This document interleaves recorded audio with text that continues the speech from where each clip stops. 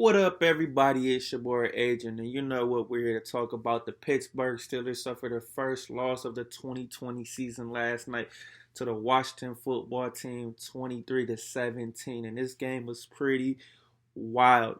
Let's start off. The Steelers made so many mistakes in this game, and it finally has caught up to them, especially after the way they played last week against Baltimore. Over the last 2 weeks, they have the most drop passes at 13, and it did not change last night. Ended up being up 14 zip before being outscored 23 to 3. And I got to give kudos and props to Alex Smith. He'll definitely win comeback player of the year, but this Pittsburgh team played so sloppy last night. On top of that, they're up 14-0. They were 0 for 2 on third down, especially in the goal line situation where they had 6 attempts to get a touchdown, and that was after a penalty. So they could not get the ball in the end zone. And credit to Washington's defensive line with Montez Sweat. They got Deron Payne, Chase Young, who will be a stud, and we just did not come to play. Now, two big things to note: we had two key injuries on the defensive side of the football. Joe Hayden went out, what they said was believed to be a concussion, so we got to see what's up with that. But Robert Spillane, who's played extremely well in Devin Bush's absence, got hurt, and they said it's a knee injury, and he will be out for a few weeks. And they said it's not season-ending injury, but that's very bad because we're already thin at the linebacker position as it is. So Washington took advantage of that last night, just throwing quick short passes to J.D. McKissick, and he was lighting us up in the flats and going crazy. And so if we don't get healthy or get better at this linebacker position, it's going to be really bad defensively. Another thing I got to point out, I've been frustrated about this all season. As we know, everybody's not been happy with Randy Fitchner, but that being said, the disparity in the passing, running ratio has been horrific. This is the second week in a row Ben has thrown over 50 passes. 53 passes of 14 rushing attempts. That cannot get it done. Now, I know we have not been able to run the ball, and James Conner's been out the last couple of weeks, but we still have to find some way to have some semblance of a running game because this cannot continue to happen. Benny Snell had nothing last night.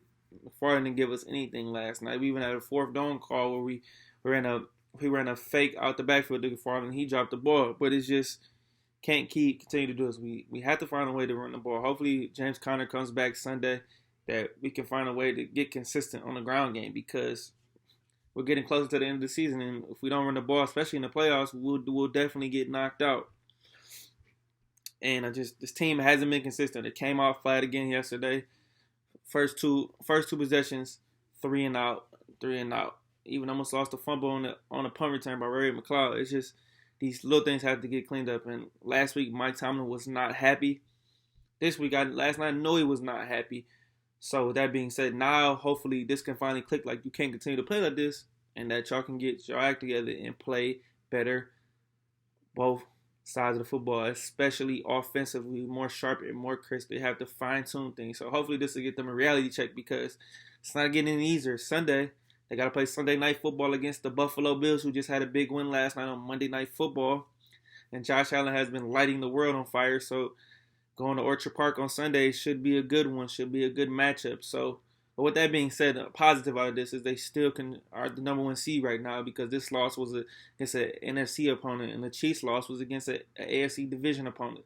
So far so good, but there's a lot of takeaways and a lot of things that need to be addressed coming up. Sharpen offensively, defense, do the best you can, and hopefully we can make up for this loss at linebacker. And it's just been injury after injury with Bud Dupree, Devin Bush, Spillane. So I hope Joe Hayden will be okay. Justin Lane will have to play in his absence if Joe Hayden can't play Sunday. So we'll see what's going to happen.